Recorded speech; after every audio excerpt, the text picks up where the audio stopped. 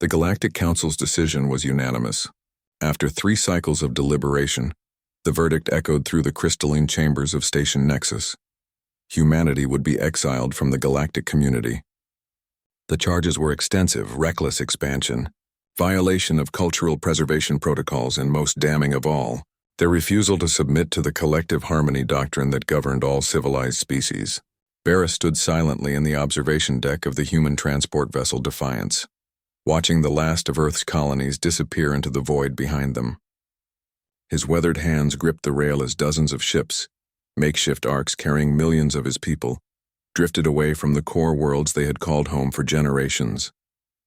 The exile fleet stretched across space like scattered stars, each vessel carrying humanity's future into the unknown. "They think we'll crawl away and die quietly," Melissa said, joining him at the viewport. Her voice carried the steady resolve that had made her one of humanity's most respected engineers. "The Council believes that without their trade routes, their technology sharing, their protection, will simply fade away." Barris nodded, his jaw set firm. "Let them believe it.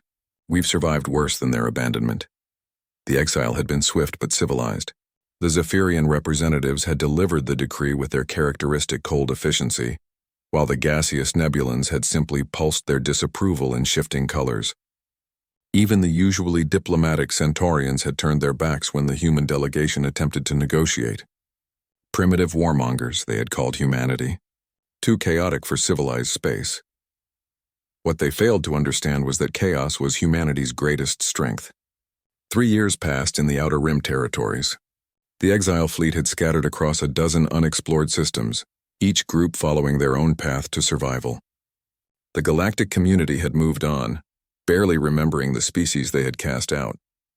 Trade flowed smoothly along established routes.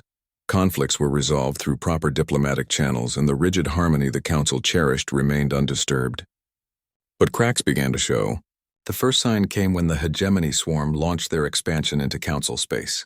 These machine intelligences had lurked beyond the galactic edge for millennia, their hive mind calculating the perfect moment to strike. They swept through 3 systems before the Council even realized what was happening. "Deploy the Harmony Fleet," ordered Supreme Counselor Vexai, his tentacles writhing with barely contained panic. "Initiate standard defensive protocols."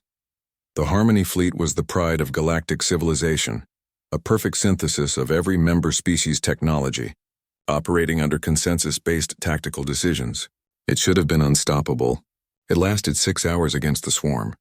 The machines adapted to every strategy within minutes. When the fleet attempted a coordinated pincer movement, the swarm had already repositioned. When they tried technological countermeasures, the machines simply evolved beyond them. The neat, predictable tactics that worked so well in Council wargames crumbled against an enemy that learned faster than they could adapt. In the human colonies, now thriving in systems the Council had deemed worthless, the news arrived through intercepted transmissions. Barris, now graying at the temples, studied the tactical reports with the same intensity that had once made him a formidable military strategist. "They're losing," he told Melissa as they sat in the command center of New Sarajevo, the capital of their largest colony.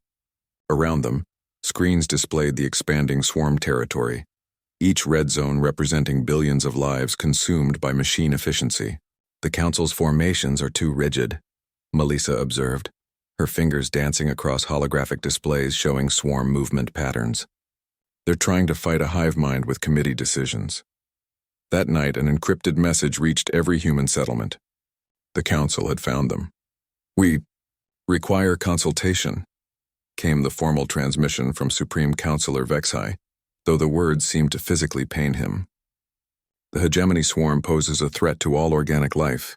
Your species' unique tactical approach may prove valuable." The response came not from Barris or any official human leader, but from a collective transmission signed by every human colony, ship, and outpost in their scattered domain. "No." The word was simple, final, and devastating in its brevity. Within a day, desperate messages flooded human communication arrays. Offers of reinstatement, technology transfers, territorial concessions, everything the Council had denied them during the exile. But humanity remained silent, focused on their own preparations, because while the Council had been fighting the swarm with their harmonious fleets and consensus tactics, the humans had been studying. Every intercepted battle report, every scrap of intelligence, every tactical analysis had been dissected by minds that thrived on chaos and adaptation. They made one critical error, Barris explained to the assembled colony leaders. They assumed we would need their permission to defend ourselves.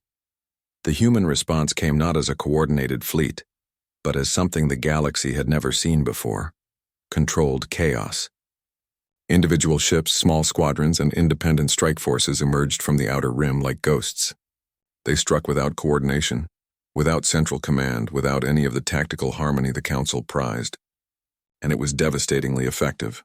Human forces would appear at seemingly random points, engage the swarm with tactics that defied prediction, then vanish before reinforcements could arrive. They used outdated weapons in innovative ways, turned their own ships into guided missiles, and fought with the kind of desperate creativity that only came from a species that had learned to thrive in exile. The swarm, designed to counter organized resistance, found itself facing an enemy that refused to be organized. Every adaptation the machines made was met with a completely different human approach. Where the Harmony fleet had provided predictable targets, humanity offered only uncertainty. Within months, the swarm's advance had stalled. Within a year, they were retreating. Melissa stood once again beside Barris, this time on the bridge of a battered human cruiser limping home from the front lines.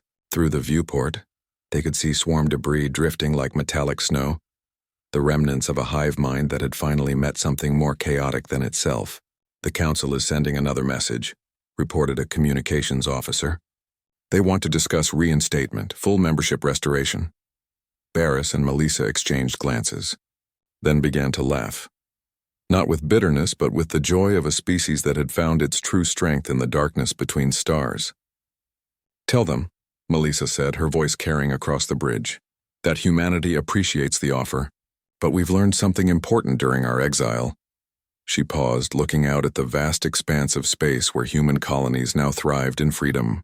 "We don't need their permission to be human." The message that went back to the Council was longer than their previous response, but its meaning was just as clear.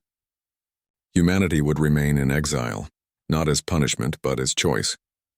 They had found something in the darkness that the light of galactic civilization could never offer: the freedom to be themselves.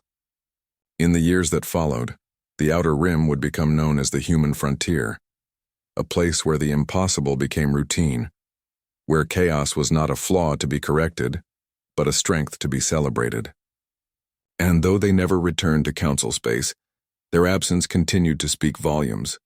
After all, sometimes the greatest victory is not in proving you belong, but in proving you never needed to belong in the first place.